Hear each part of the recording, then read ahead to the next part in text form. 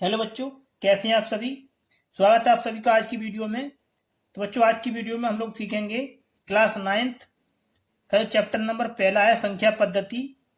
इसकी प्रश्नावली 1.4 को एकदम सरल तरीके से हल करेंगे। तो आप लोग वीडियो को पूरा देखें। इससे पहले हम लोग पीछे की प्रश्नावली को हल कर चुके हैं। यदि वो वीडियो आपने अभी तक नहीं देखी तो उसको आप लोग देख लेना। उसकी लिंक आप लोगों को डिस्क्रिप्शन बॉक्स में मिल जाएगी। तो आइए इसका जो प्रश्न नंबर 1 है इसको देख लेते हैं। प्रश्न नंबर 1 है, बताइए नीचे दी गई संख्याओं में कौन कौन परमेय हैं और कौन कौन अपरमेय हैं। तो प्रश्न नंबर 1 के ये 5 पार्ट दे रखे हैं, तो इनमें हमें पता करना है कौन परमेय है और कौन अपरमेय है। तो आइए इसका जो पार्ट नंबर 1 है पहले इसको हल करते हैं। तो प्रश्न को हल करने से पहले आइए जान लेते हैं परमेय और अपरमेय संख्याओं के बारे में। तो परमेय संख्याएं वे संख्याएं होती हैं, तो यहां लिखेंगे परमेय संख्याएं वे संख्याएं होती हैं जिनको हम p/q के रूप में लिख सकते हैं, और इसमें जो q का मान होता है वो 0 के बराबर नहीं होता है। आइए अब जानते हैं अपरमेय संख्याओं के बारे में। तो यहां लिखेंगे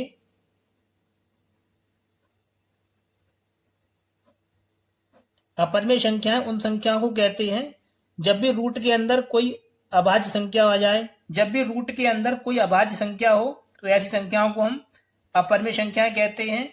जब भी एक परमेय और अपरमेय संख्याओं को जोड़ा जाता है, परमेय और अपरमेय को जोड़ेंगे या फिर परमेय में से अपरमेय संख्या को घटाएं या परमेय संख्या का अपरमेय संख्या में गुणा करें या फिर परमेय संख्या का अपरमेय संख्या में भाग दें, तो इन सभी का जो रिजल्ट रहेगा वो आता है अपरमेय। ये बात आपको याद रखनी है, ठीक है। परमेय संख्या में अपरमेय संख्या जोड़ने पर भी अपरमेय आता है। यदि हम परमेय संख्या में से अपरमेय संख्या को घटाएंगे तो उसका रिजल्ट भी क्या आएगा, अपरमेय। यदि हम एक परमेय संख्या का अपरमेय संख्या से गुणा करें तो उसका रिजल्ट भी क्या आएगा, अपरमेय। इसी प्रकार यदि हम एक परमेय संख्या में अपरमेय संख्या से भाग देंगे तो उसका रिजल्ट भी क्या रहेगा, अपरमेय। तो इसको आपको याद रखना है। तो आइए इसका जो पार्ट नंबर 1 है अब इसको हल करते हैं। देखिए इसमें लिखा है 2 माइनस √5। तो ये 2 एक परमेय संख्या है, तो यहां लिखेंगे ये 2 परमेय संख्या है और इसमें से घटाया गया है। यहां पर लिखा हुआ है अंडर रूट के अंदर 5, तो ये 5 एक अभाज्य संख्या है, तो ये अपरमेय संख्या होगी। तो इसमें से घटाया गया है अपरमेय संख्या को, तो लिखेंगे माइनस अपरमेय। अब परमेय में से अपरमेय घटाएंगे तो उसका रिजल्ट क्या निकल के आता है, अपरमेय। तो इसका जो पहला पार्ट है ये हो जाएगा अपरमेय, तो इसको यहां लिख देंगे अपरमेय। ये हो गया इसका आंसर। प्रश्न नंबर 1 का जो दूसरा पार्ट है ये दिया है 3 + √23 और ये लिखा है माइनस का √23। तो आइए इसको हम हल करते हैं। तो यहां से हो जाएगा ये 3 + √23 और ये लिखा है माइनस का √23। √23 प्लस ये प्लस का ये माइनस का ये कट जाएगा तो इसको काट देंगे, तो यहां से बचेगा ये 3। तो 3 को हम लिख सकते हैं 3/1। तो ये जो 3/1 है ये लिखा है p/q के रूप में, और यहाँ पर जो q का मान है वो 0 के बराबर नहीं है, तो ये हो जाएगी परमेय संख्या। पार्ट नंबर दूसरे का आंसर हो जाएगा परमेय, यहां लिख देंगे परमेय।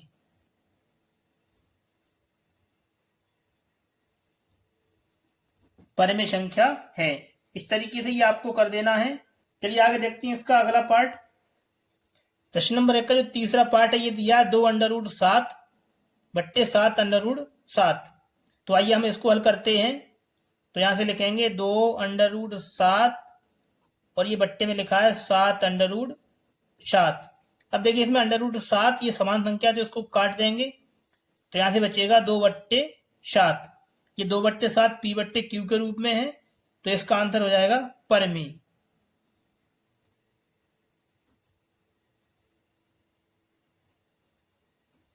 परमेय संख्या है।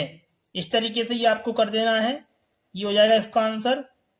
प्रश्न नंबर 1 का जो चौथा पार्ट है ये दिया 1/√2। तो देखिए यहाँ पर लिखा हुआ है 1/√2। ये 1 है, ये परिमेय संख्या है, और √2 एक अपरिमेय संख्या है। तो जब हम परिमेय संख्या में अपरिमेय संख्या से भाग देते हैं तो उसका रिजल्ट क्या निकलता है? अपरिमेय। तो ये कथन हो जाएगा हमारा अपरिमेय।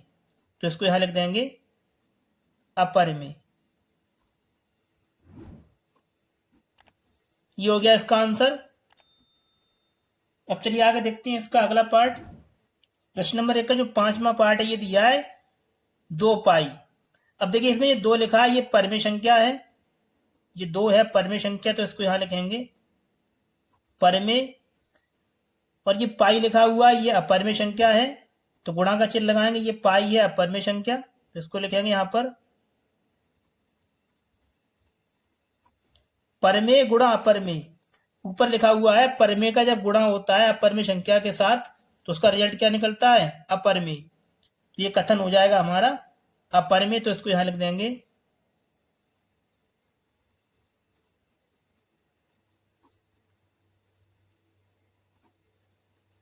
अपरिमेय संख्या है। इस तरीके से ये आपको कर देना है। यदि आपको वीडियो में कहीं पर भी कोई भी स्टेप समझ में नहीं आई है तो वीडियो को एक बार पुनः अवश्य देख लें। तो चलिए आगे बढ़ते हैं और देखते हैं इसका अगला प्रश्न। प्रश्न नंबर 2 ये दिया है निम्नलिखित व्यंजकों में से प्रत्येक व्यंजक को सरल कीजिए। प्रश्न नंबर 2 के ये 4 पार्ट दे रखे हैं, इनको हमें हल करना है। प्रश्न नंबर 2 आपके लिए एकदम इंपोर्टेंट प्रश्न है, तो इसको एकदम अच्छे तरीके से आपको सीखना है। तो आइए इसका जो पार्ट नंबर 1 है इसको हल कर लेते हैं। प्रश्न नंबर 2 का जो पहला पार्ट है ये दिया है 3 + √3 और दूसरे कोष्टक में लिखा है 2 + √2। तो आइए हम इसको हल करते हैं। तो इसको हल करने के लिए इसमें क्या करना है? सबसे पहले इस कोष्टक को खोलना है, तो इस आपस में गुणा करना है। तो पहले गुणा करेंगे 2 का 3 के साथ, तो आएगा ये 2 3 6। ठीक है। अब गुणा करेंगे 2 का √3 के साथ, तो ये प्लस चिन्ह यहाँ लगा देना है। गुणा करेंगे 2 का √3 के साथ, तो ये आएगा 2 √3। इस 2 को इसके आगे लिख देना, इस तरीके से इनका गुणा कर देना है। अब आगे करना है √2 का गुणा इन दोनों पदों के साथ, तो ये पहले प्लस चिन्ह यहाँ लगा देना है। गुणा करेंगे √2 का 3 के साथ, तो आएगा ये 3 √2। आगे करेंगे प्लस का गुणा प्लस में, तो ये आएगा प्लस। ठीक है। अब करेंगे गुणा √2 का √3 के साथ, तो यहां से आएगा 3 दूनी 6, तो ये आएगा √ के अंदर, तो यहां से आएगा √ के अंदर 3 दूनी 6। अब देखिए इसमें सभी संख्याएं अलग अलग हैं, तो बस इतना ही आपको छोड़ देना है। ये हो जाएगा इस प्रश्न का आंसर। चलिए आगे देखते हैं इसका सेकंड पार्ट। प्रश्न नंबर 2 का जो सेकंड पार्ट है ये दिया है 3 + √3 और दूसरे कोष्टक में लिखा है 3 - √3। तो आइए हम इसको भी हल करते हैं। तो इसको हल करने के लिए सबसे पहले क्या करेंगे? इस कोष्टक को खोलना है, तो इसके लिए गुणा करना है। तो पहले गुणा करेंगे 3 का इन दोनों संख्याओं के साथ, तो यहां से आएगा 3 3 9। ठीक है। अब गुणा करेंगे 3 का √3 के साथ, तो आएगा, तो यहां से आएगा प्लस 3 √3। इस 3 का गुणा दोनों के साथ हो गया। अब करना है हमें -√3 का गुणा इन दोनों पदों के साथ। तो पहले गुणा करेंगे √3 का 3 के साथ, तो यहां से आएगा ये माइनस चिन्ह और आएगा ये 3 √3। इतना हो गया। आगे करना है गुणा, माइनस का गुणा करेंगे प्लस में, तो यहां से आएगा माइनस। ये लिखा है √3 और ये लिखा है √3। जब भी √ के अंदर समान संख्या हो तो उसका रूट हट जाता है और संख्या को लिख देते हैं एक बार। तो अब इसको आगे हल करेंगे, तो ये लिखा है प्लस का 3 √3 और ये माइनस का, ये कट जाएगा तो इसको काट देना है। यहां से बचेगा 9 और ये माइनस का 3। 9 में से घटाएंगे 3, तो यहां से बचेगा 6। ये हो जाएगा इस प्रश्न का आंसर। इस तरीके से ये कर देना है। चलिए आगे देखते हैं इसका अगला पार्ट। प्रश्न नंबर 2 का तीसरा पार्ट ये दिया है √5 + √2 का होल स्क्वायर। तो आइए हम इसको भी हल करते हैं। तो इस पे लगा हुआ है होल स्क्वायर, तो इसको हम इस तरीके से लिख सकते हैं √5 + √2। ठीक है। इसको हटाएंगे तो इसको लिख सकते हैं हम 2 बार, इस तरीके से आपको इसे लिख देना है। इस पे लगा हुआ है होल स्क्वायर, तो इसको हम इस तरीके से 2 बार लिख सकते हैं। अब देखिए आगे इसमें क्या करना है, ये कोष्टक हटाएंगे तो इसका गुणा कर लेना आपस में। तो पहले गुणा करेंगे √5 का इन दोनों पदों के साथ, तो गुणा करेंगे √5 का √5 के साथ, तो यहाँ से आएगा ये 5। जब भी अंडर रूट के अंदर समान संख्या हो तो उसका रूट हट जाता है, संख्या को एक बार लिख देते हैं, ठीक है। आगे गुणा करेंगे √5 का √2 के साथ, तो यहाँ से आएगा अंडर रूट के अंदर आएगा ये 2 पंजे 10, ये हो गया। अब आगे गुणा करेंगे हम √2 का इन दोनों पदों के साथ, तो पहले गुणा करेंगे प्लस का, तो ये प्लस आएगा। गुणा करेंगे √2 का √5 के साथ, तो यहाँ से आएगा 2 पंजे 10। गुणा करेंगे प्लस का प्लस में, तो यहाँ से आएगा प्लस। अब देखिए यहाँ लिखा हुआ √2 और ये लिखा है √2, तो इसमें अंडर रूट के अंदर समान संख्या है, तो इसका रूट हट जाएगा, तो यहाँ से बचेगा 2। ये लिखा है 5, ये लिखा है 2, 5 और 2 हो जाएगा ये 7 प्लस। अब देखिए ये लिखा है √10, एक ये लिखा है और एक ये लिखा है। यहाँ पर इसके आगे 1 होता है और इसके आगे भी 1 होता है, तो इन दोनों को जोड़ेंगे तो यहाँ से जाएगा 2 √10। इस तरीके से ये आपको हल कर देना है। ये हो जाएगा इस प्रश्न का आंसर। चलिए आगे देखते हैं इसका अगला पार्ट। प्रश्न नंबर 2 का जो पार्ट नंबर 4 है, ये दिया है √5 माइनस √2 और दूसरे क्वेश्चन में लिखा है √5 प्लस √2। तो आइए हम इसको भी हल करते हैं। तो इसको हल करने के लिए क्या करना है, सबसे पहले इसके कोष्टक को खोलना है। इसके लिए हम इनका आपस में गुणा करेंगे। तो पहले हम गुणा करेंगे √5 का इन दोनों पदों के साथ, तो जब इनका गुणा करेंगे आपस में तो इनका रूट हट जाएगा, तो यहाँ से बचेगा 5। आगे गुणा करेंगे √5 का इस वाले पद के साथ, तो यहाँ से आएगा माइनस 2 पंजे 10, तो ये आएगा, तो यहाँ से आएगा √10। गुणा करेंगे इस वाले पद का इन दोनों पदों के साथ, तो पहले प्लस चिन्ह लगा देना है।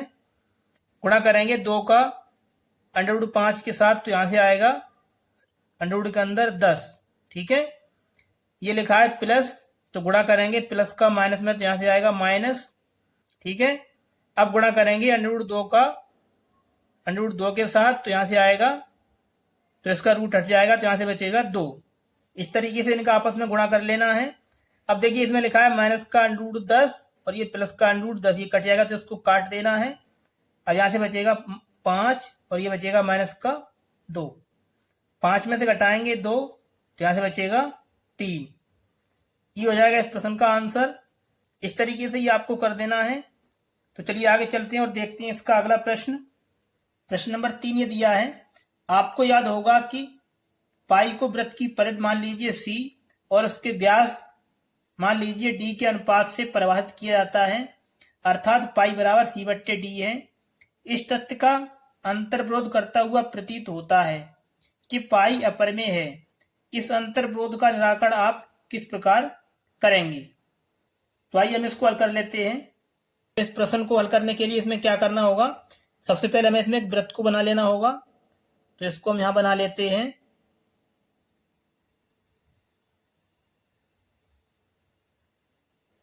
इस तरीके से पहले आपको एक वृत्त को बना लेना है।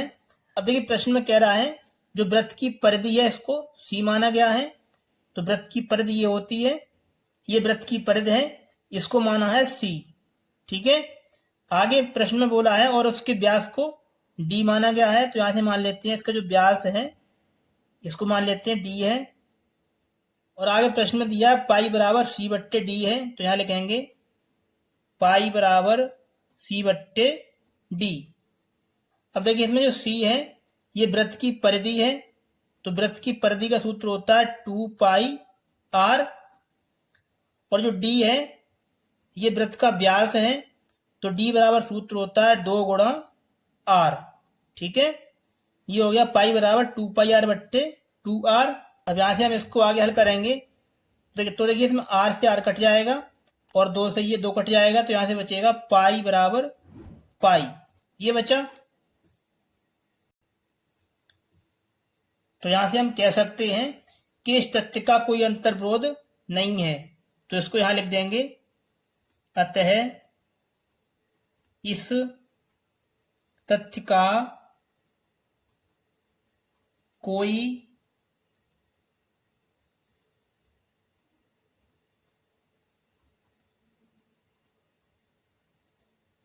अंतर्विरोध नहीं है। और इसमें थोड़ा आगे लिखेंगे,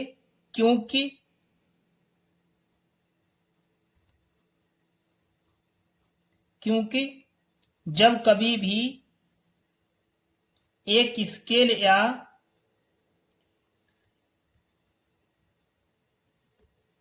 अन्य किसी युक्ति से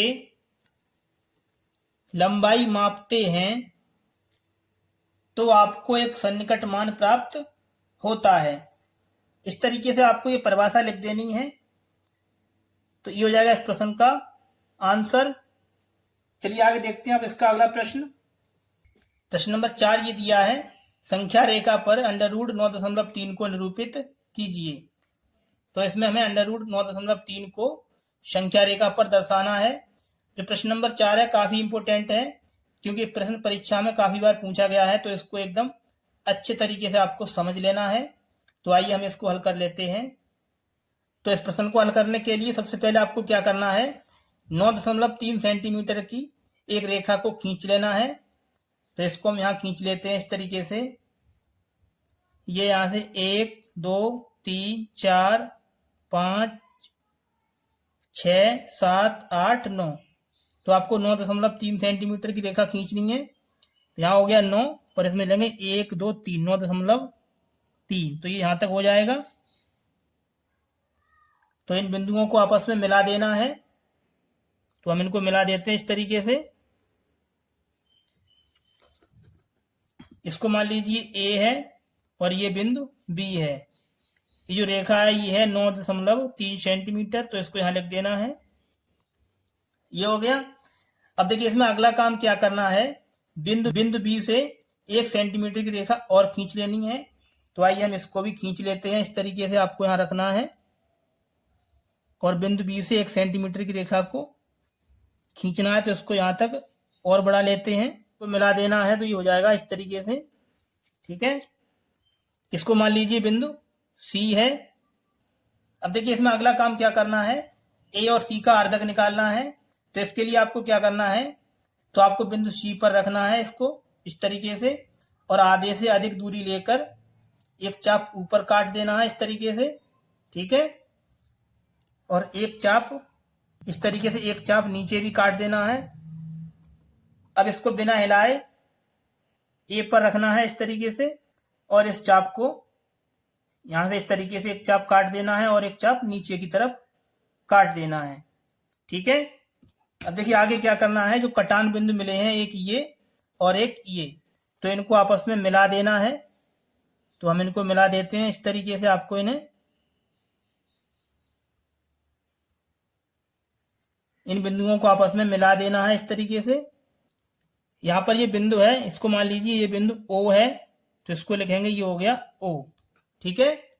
अब देखिए आपको अगला काम क्या करना है, ये इसमें बिंदु O है, इस प्रकार की नोक को O पर रखना है यहाँ पर इस तरीके से, ठीक है। तरीके से O से A तक की दूरी को माप लेना है और O से C तक की दूरी को भी माप लेना है।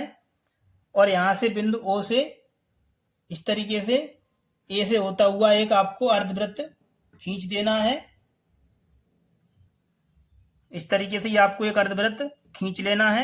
अब देखिए आगे आपको क्या करना है, बिंदु B से आपको 90 डिग्री का एक कोण बनाना है। तो कोण बनाने के लिए आपको क्या करना है, इस प्रकार की नोक को बिंदु B पर रखना है, ठीक है। और यहां से इस तरीके से एक चाप काट देना है, ठीक है। प्रकार की निप आपको यहां रखनी है इस तरीके से, और एक चाप इस तरीके से काट देना है।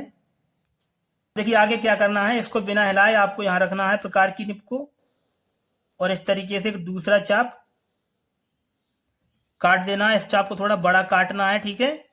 आगे आपको क्या करना है, इस प्रकार की निप को पुनः यहां पर रखकर इस तरीके से एक चाप ऊपर की तरफ काट देना है। ये जो कटान पॉइंट मिला है इसको B से मिला देना है। तो आइए इसको मिला देते हैं। इस तरीके से आपको इस कटान बिंदु को बी से मिला देना है। ये बिंदु है, इसको मान लीजिए डी है। तो यहाँ पर जो कोण बनेगा ये है 90 डिग्री का। जो बी डी है ये रेखा यहाँ से लेकर यहाँ तक की जो दूरी है ये है √9.3। तो इसको हमें दर्शाना है संख्या रेखा पर। तो इसके लिए आपको क्या करना है, बी से लेकर सी तक की जो दूरी है ये 1 सेंटीमीटर थी। तो इसको लिखेंगे यहाँ पर 0, इसको लिखेंगे 1 और इस रेखा को थोड़ा आगे और बढ़ा लेना है। तो आइए हम इसको बढ़ा देते हैं। पटरी की सहायता से इस रेखा को थोड़ा आगे की ओर बढ़ा देना है। 1, यहाँ पर हो जाएगा 2, 3, 4, 5 और 6। इन बिंदुओं को आपस में मिला देना है। ठीक है, यहाँ पर ये 2, ये बिंदु 3, 4, ये 5 और ये 6। ठीक है, अब देखिए इसको संख्या रेखा पर दर्शाने के लिए आपको क्या करना है, प्रकार की सहायता से B और D को माप लेना है इस तरीके से। ठीक है, इसको नापने के बाद में आपको बिंदु B से इस तरीके से इस रेखा पर एक चाप काट देना है। ठीक है, यहां पर ये कट रहा है। तो यहां पर जो कटान बिंदु है इसको मान लीजिए बिंदु E है। ठीक है, और यहां पर ये बिंदु है ये हो जाएगा आपका √9.3। तो इस तरीके से आपको √9.3 को संख्या रेखा पर निरूपित कर देना है। तो यहां पर लिख देंगे जो BE है, यहां लिख देंगे BE बराबर √9.3। ठीक है, जो B से लेकर E तक की दूरी है ये होगी √9.3। तो ये लिखा है √9.3। तो √9.3 का जो वर्गमूल होता है ये होता है 3.04। तो संख्या रेखा पर देखिए जो √9.3 का जो मान है ये 3 से थोड़ा बड़ा है। तो इसका वर्गमूल भी देखिए 3 से थोड़ा बड़ा है। तो इस तरीके से ये आपको संख्या रेखा पर निरूपित कर देना है। ये हो जाएगा इस प्रश्न का आंसर। चलिए आगे देखते हैं इसका अगला प्रश्न। प्रश्न नंबर 5 ये दिया है, निम्नलिखित के हरों का परिमेयकरण कीजिए। प्रश्न नंबर 5 के ये 4 पार्ट दे रखे हैं, इनका हमें हरों का परिमेयकरण करके हल करना है। तो प्रश्न नंबर 5 है, ये आपके लिए एकदम इम्पोर्टेंट प्रश्न होने वाला है। तो आपको इसे एकदम अच्छे तरीके से समझना है। तो आइए हम इसका पार्ट नंबर 1 है इसको हल करते हैं। तो पार्ट नंबर 1 है 1/√7। तो इसमें हमें हरों का परिमेयकरण करना है। तो आइए देखते हैं इसे किस तरीके से करना है। लिखा है 1/√7। तो इसमें जो हर है ये लिखा है √7। तो इसी 7 का हमें ऊपर नीचे इस तरीके से गुणा कर देना है। ये हो गया इसका हरों का परिमेयकरण। आइए अब इसको हल कर लेते हैं। तो गुणा करेंगे √7 का 1 के साथ, यहां से आएगा √7 और बट्टे में आएगा ये लिखा है √7 और ये लिखा है √7। दोनों संख्या एक समान है। जब भी अंडर के अंदर एक समान संख्या हो तो उसका रूट हटा देना है आपको और संख्या को एक बार लिख देना है। तो इन दोनों का जो गुणनफल है ये आएगा 7। इस तरीके से आपको हरों का परिमेयकरण कर देना है। ये हो जाएगा इस पार्ट का आंसर। चलिए आगे देखते हैं इसका सेकंड पार्ट। प्रश्न नंबर 5 का जो सेकंड पार्ट है ये दिया है 1/√7 माइनस √6। तो इसमें भी हमें हरों का परिमेयकरण करना है। तो आइए हम इसको हल कर लेते हैं। तो सबसे पहले जो प्रश्न में दिया है इसको यहाँ लिखना है एक बार। ये लिखा है 1/√7 माइनस √6। अब इसमें लिखा हुआ है √7 माइनस √6। तो इसमें हमें हरों का परिमेयकरण करना है। तो यहाँ गुणा चिन्ह लगा देना है और ये नीचे लिखा हुआ है √7, इसको यहाँ लिखना है। अब यहाँ पर माइनस चिन्ह है तो आपको प्लस चिन्ह से ऊपर नीचे इस तरीके से गुणा कर देना है। ठीक है, ये हो गया हरों का परिमेयकरण। आइए अब इसको हल कर लेते हैं। तो गुणा करेंगे हम 1 का √7 और √6 के साथ। तो यहां से आ जाएगा, जब 1 का गुणा करेंगे हम अंडर रूट 7 और 6 के साथ यहाँ से आएगा under root 7 plus under root 6। आइए बट्टे में इनका गुणा कर लेते हैं। तो पहले गुणा करेंगे अंडर रूट 7 का इन दोनों संख्याओं के साथ। तो गुणा करेंगे अंडर रूट 7 का 7 के साथ, तो यहाँ से आएगा 7। जब भी अंडर रूट के अंदर समान संख्या हो तो उसका रूट हटाकर आपको संख्या को एक बार लिख देना है। तो यहाँ से आएगा 7। अब गुणा करेंगे अंडर रूट 7 का अंडर रूट 6 के साथ, तो ये माइनस चिन्ह लगा देना है। गुणा करेंगे 6 का 7 में, तो आएगा अंडर रूट के अंदर 7 6 42। इतना हो गया, लिखा है प्लस 6। अब हम इसका गुणा करेंगे इन दोनों पदों के साथ। तो यहाँ से आएगा ये प्लस, गुणा करेंगे 6 का 7 के साथ, तो ये अंडर रूट के अंदर आएगा 7 6 42। गुणा करेंगे प्लस का माइनस में, तो आएगा ये माइनस। आगे लिखा है अंडर रूट 6 और अंडर रूट 6। तो यहाँ पर अंडर रूट के अंदर समान संख्या है तो इसका रूट हट जाएगा, तो यहाँ से बचेगा 6। इस तरीके से इनका आपस में गुणा कर लेना है। अब इसको हम आगे हल करेंगे। तो ये लिखा है अंडर रूट 7 प्लस 6, इसको लिख देना यहाँ पर under root 7 plus under root 6। अब देखिए बट्टे में हल करेंगे। तो ये लिखा है माइनस का अंडर रूट 42 और ये प्लस का अंडर रूट 42, ये कट जाएगा तो इसको काट देना है। अब यहाँ से बचेगा ये 7, यहाँ लिखेंगे 7 और ये बचा माइनस का 6। इतना हो गया। आइए अब इसको हल करते हैं। तो यहाँ से आएगा under root 7 plus under root 6, इसको लिखेंगे under root 7 plus under root 6। 7 में से घटाएंगे 6 तो बचेगा ये 1। ये हो गया। किसी संख्या के बट्टे में 1 है तो उसको आप हटा सकते हैं और लगा भी सकते हैं। तो यहाँ से बचेगा under root 7 plus under root 6। ये हो जाएगा इस प्रश्न का आंसर। इस तरीके से ये आपको हल कर देना है। अब चलिए आगे देखते हैं इसका अगला पार्ट। प्रश्न नंबर 5 का जो तीसरा पार्ट है ये दिया है 1 under root 5 plus under root 2।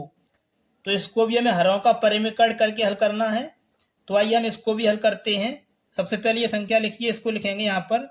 ये लिखा है 1 under root 5 plus under root 2। अब इसमें लगा है प्लस, तो आपको माइनस चिन्ह लगाकर ऊपर नीचे गुणा कर देना है। तो यहाँ लिखेंगे अंडर रूट 5, ये प्लस का माइनस कर देना है आपको। इस तरीके से इनका हरों का परिमीकरण आपको कर देना है। इतना हो गया। अब इसको हम आगे हल करेंगे। तो गुणा करेंगे 1 का इन दोनों पदों के साथ। तो यहाँ से आएगा अंडर रूट 5 और ये माइनस का 2। अब आइए नीचे गुणा कर लेते हैं। तो पहले गुणा करेंगे अंडर रूट 5 का इन दोनों पदों के साथ। तो यहाँ से आएगा, समान संख्या लिखी है तो इसका रूट हट जाएगा, तो यहाँ से आएगा ये 5। अब गुणा करेंगे अंडर रूट 5 का अंडर रूट 2 के साथ। तो यहाँ से आएगा 2 पंजे 10। इसी प्रकार गुणा करेंगे माइनस अंडर रूट 2 का इन दोनों पदों के साथ। तो पहले गुणा करेंगे माइनस का, तो यहाँ से आएगा माइनस। गुणा करेंगे 2 का 5 में, तो यहाँ से आएगा अंडर रूट 10। माइनस का गुणा करेंगे प्लस में, तो यहाँ से आएगा माइनस। ये लिखा है अंडर रूट 2 और ये लिखा है अंडर रूट 2। जब इन दोनों को आपस में गुणा करेंगे तो यहाँ से आएगा 2, इनका रूट हट जाएगा।